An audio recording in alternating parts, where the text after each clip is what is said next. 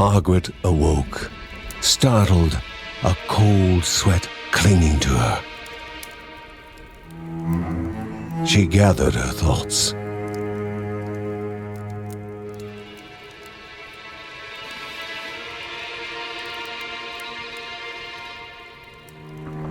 Aged wood creaked, echoing through the quiet rooms.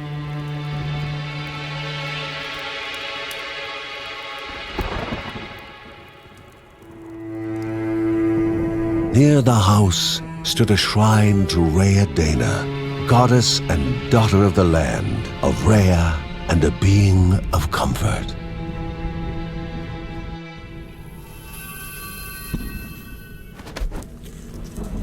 Margaret sought answers.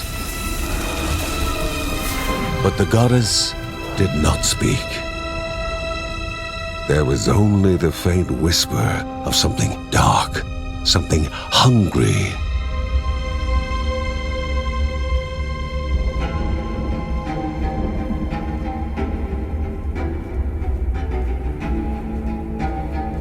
The old seer's bones felt the weight of their age as she climbed.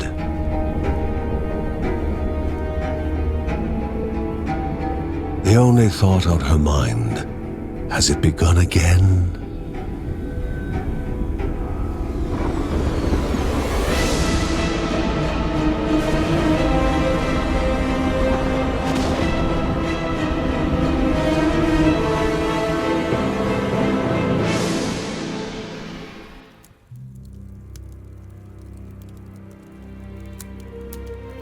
John's mission would be a simple one.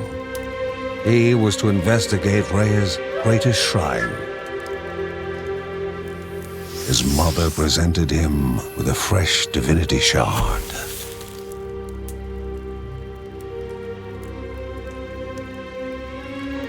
From his brother came a newly sharpened sword.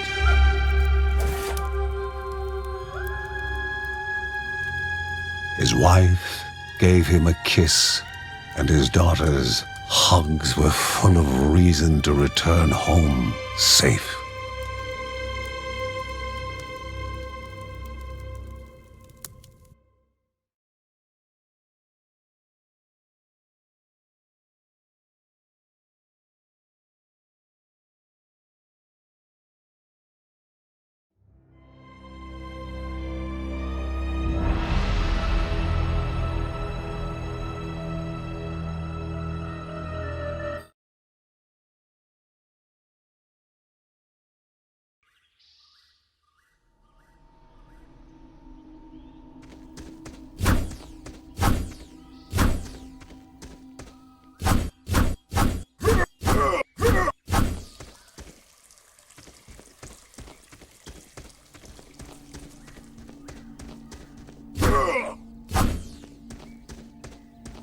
Rhea, a land long forgotten, a place of unimaginable beauty.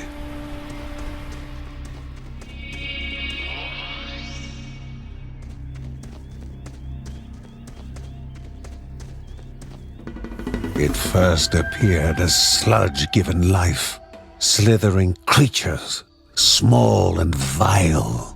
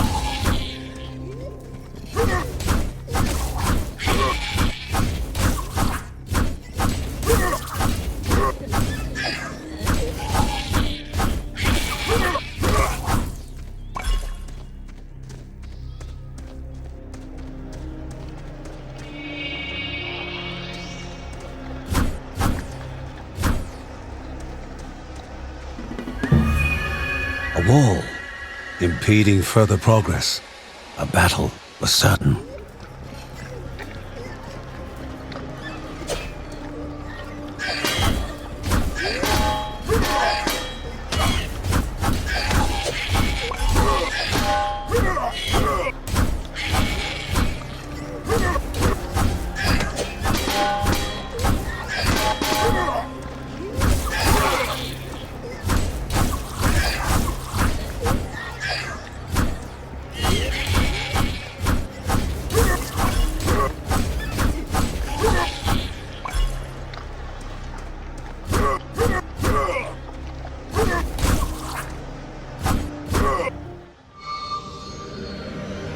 Banished by light itself, the corruption abated, leaving the shard cold in hand, dark, in need of life.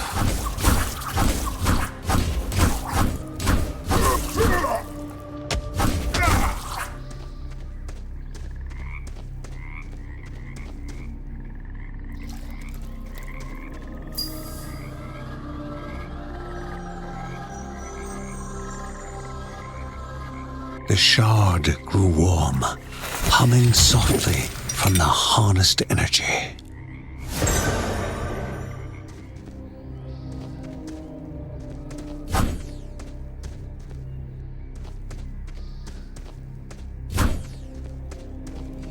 Before him was now one more dangerous than those that came before.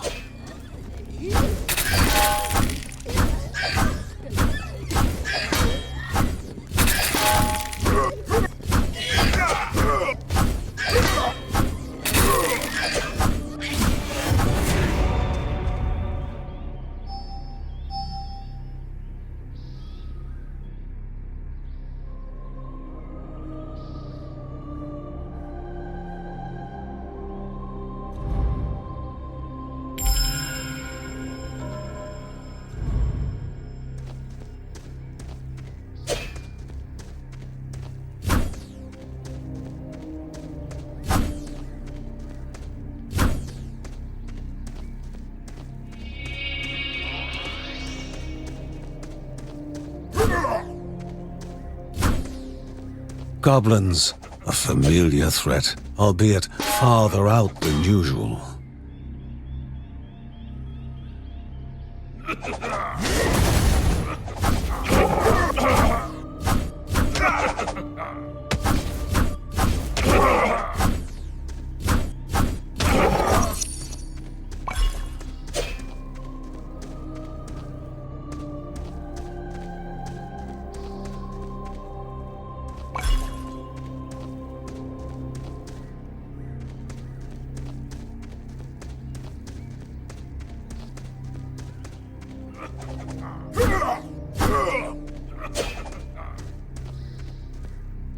Inherently violent and ill-bade, the goblins were an unfocused but constant threat.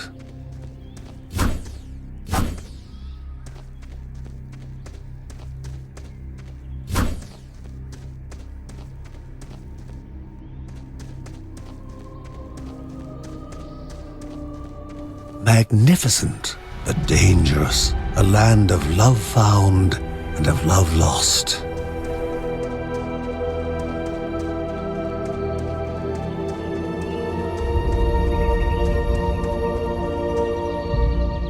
Before him was sacred ground, left untouched in days gone by.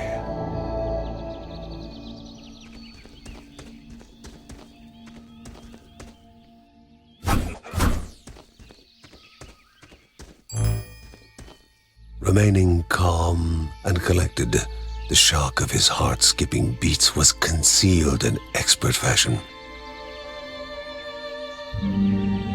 Before him stood Linda, his eldest daughter, with bow and quiver at the ready, determined to do her part.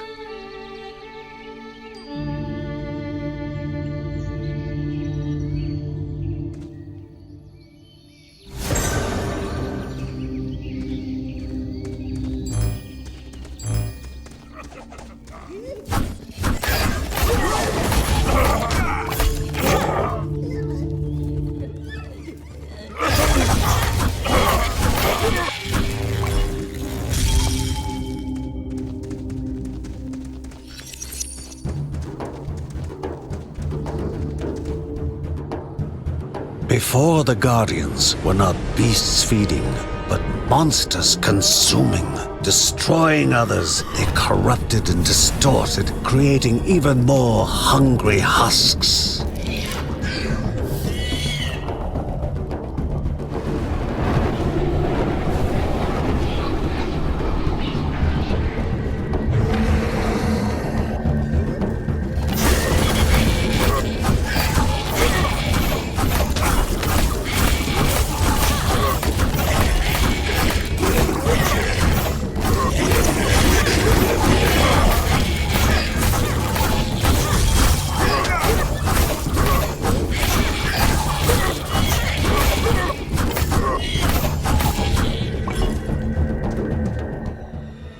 Both father and daughter gathered their thoughts, their hearts heavier than before.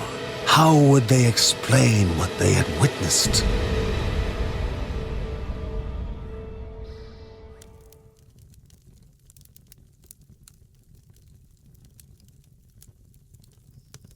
The ancient tree had been cut down. Together, father and daughter described the horror, the creatures dripping with decay that slithered into bodies stuck between life and death to bolster their ranks. Grandma Margaret confirmed what they all feared.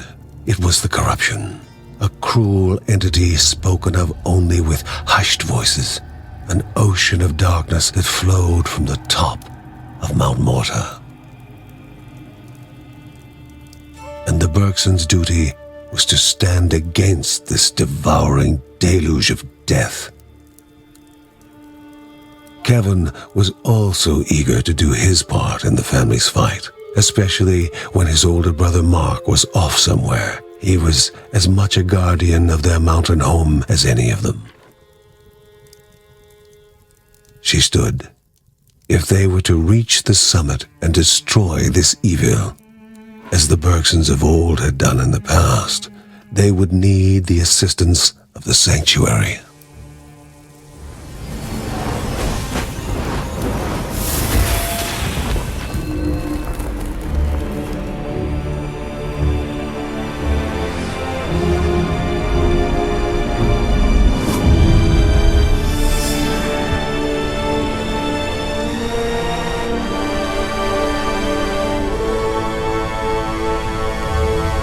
Given to the Bergsons by Rhea herself, the sanctuary was a gateway to the mysterious lands around the mountain. Margaret pointed to the huge crystal at the center of the den, revealing their next task: to activate it and open the way to the source of the corruption. And once Rhea's 3 spirits are gathered on the grounds, the only gate to the top of Mount Morta will open in this chamber. By himself, or with the assistance of those who loved him, John needed to gather the 3 spirits from their lands. Without them, he would not be able to stem the flow of the corruption.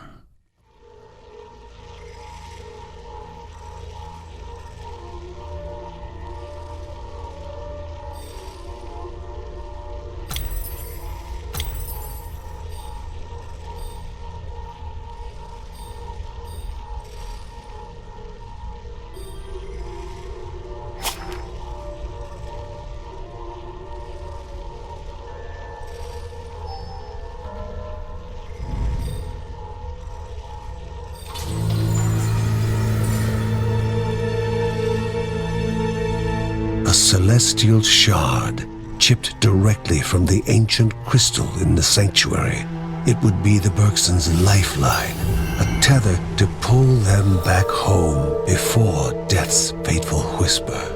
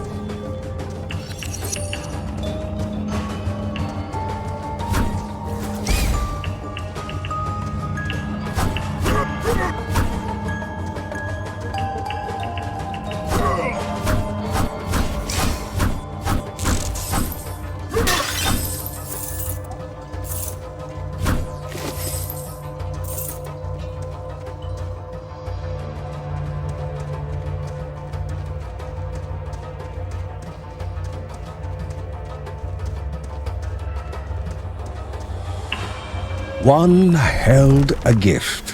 Two hid ferocious creatures. It was the lady or the tiger for the Bergson.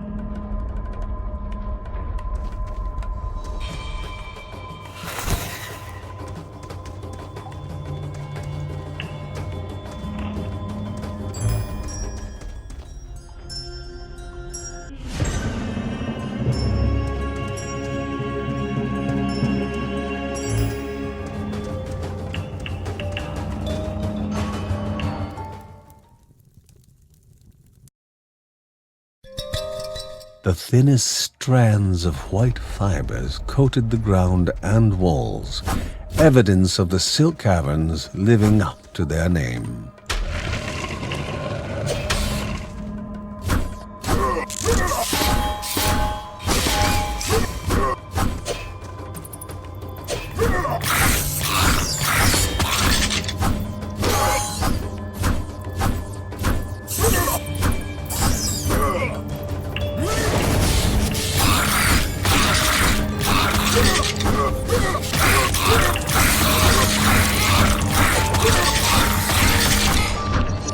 The Bergson began to slip away, wondering if this was death.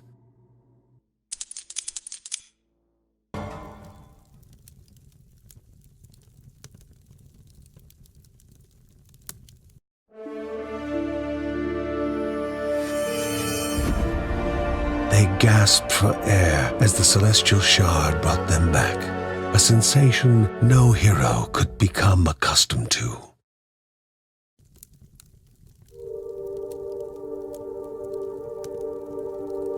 As she heard John and Linda describe their foray, thoughts rushed through Margaret's head. The corruption had amplified the creature's wickedness, and no longer were they part of the harmony of the Rhea. With the new threats looming, Margaret asked Ben to prepare his workshop. He would have to take charge of enhancing the warrior family's weapons and armor.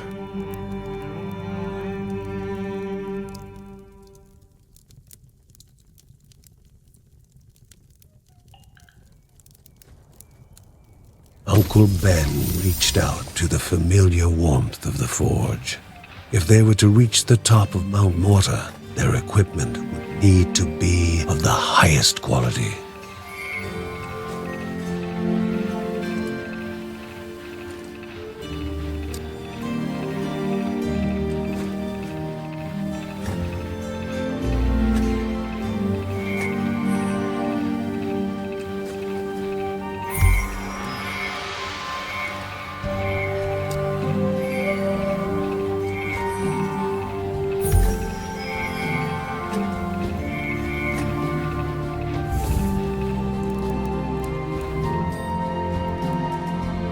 She knew where it was coming from. Her ancestors had spoken of such corruption flooding down the mountain. But Grandma Margaret wanted to know what it was and what needed to be done to destroy it.